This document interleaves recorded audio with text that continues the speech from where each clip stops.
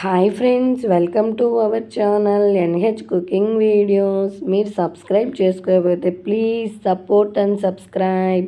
పల్లెటూరు స్టైల్లో mushroom curry సింపుల్గా ఎలా చేయాలో చూద్దాం. ముందుగా 3 ఎర్రగడ్డలు 4 టమోటాలని చిన్న చిన్న ముక్కలుగా కట్ చేసుకోండి. ఒక పెద్ద కడాయి పెట్టుకొని తగినంత ఆయిల్ వేసుకొని ఆవాలు జీలకర్ర చిటపటలాడిన తర్వాత ఎర్రగడ్డలు కట్ చేసుకున్న ఎర్రగడ్డలు వేసేసి గోల్డెన్ కలర్ వచ్చేదాకా డ్రై చేసుకోండి ఆనియన్స్ని. ఇలా బాగా వేగిన తర్వాత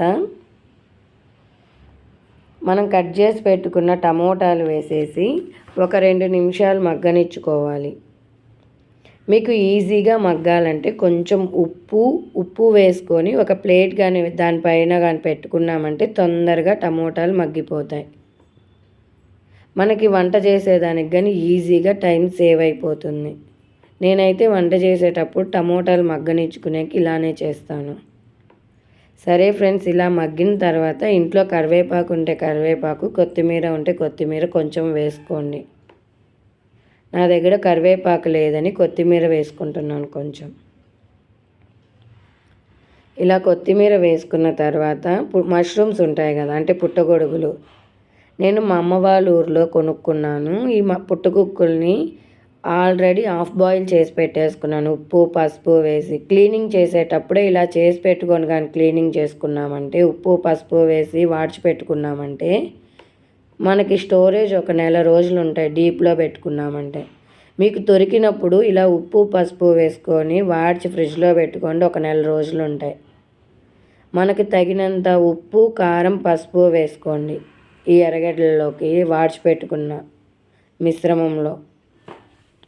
అలానే మనం హాఫ్ బాయిల్ చేసుకున్న మష్రూమ్స్ వేసేసి ఒకసారి కలిపెట్టుకోండి.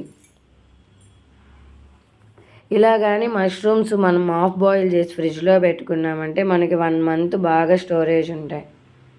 ఇలానే ఒక స్పూన్ అల్లం వెల్లుల్లి పేస్ట్, ఒక పెద్ద గ్లాస్ వాటర్ వేసుకొని ఇంకొకసారి ఇలా కలిపెట్టుకొని ఒక ప్లేట్ పెట్టుకొని 5 నిమిషాలు ఉడికించుకోండి, సరిపోతాయి. ఎందుకంటే ఆల్రెడీ మన మష్రూమ్స్ హాఫ్ బాయిల్ అయిపోయి ఉన్నాయి. ఇంకా ఉడకాల్సింది 50%, ఆల్రెడీ 50% ఉడికిపోయి ఉన్నాయి కాబట్టి ఇంకా 50% ఉడికిపోతే సరిపోతాయి. ఇలా బాగా ఉడికేటప్పుడు మన ఇంట్లో ధనియాల పొడి ఉంటుంది కదా, నేనైతే ధనియాల పొడి ఇంట్లోనే చేసి పెట్టుకుంటాను. హోమ్ ధనియాల పొడే వేసుకుంటున్నాను. లేకుంటే మీ దగ్గర బయట ధనియాల పొడి ఉన్నా ఒక 2 స్పూన్లు వేసుకోండి. అల్లం వెల్లుల్లి పేస్ట్ నేను హాఫ్ స్పూన్ వేసుకున్నాను కాబట్టి ధనియాల పొడి 2 స్పూన్లు వేసుకుంటున్నాను.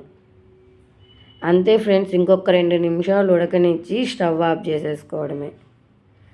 ఇలా మనం రైస్లో కాబట్టి ఇలా గుజ్జు గుజ్జుగా కానీ ఉంటే కర్రీ తినేటప్పుడు చాలా అంటే చాలా టేస్టీగా ఉంటుంది. ఇంతే ఫ్రెండ్స్, పల్లెటూరు స్టైల్ మష్రూమ్ కర్రీ రెడీ. మీకు నచ్చితే ప్లీజ్ సబ్స్క్రైబ్. మీరు ఒకసారి ట్రై చేసి ఎలా ఉందో మీ కామెంట్ రూపాన కామెంట్ చేయండి.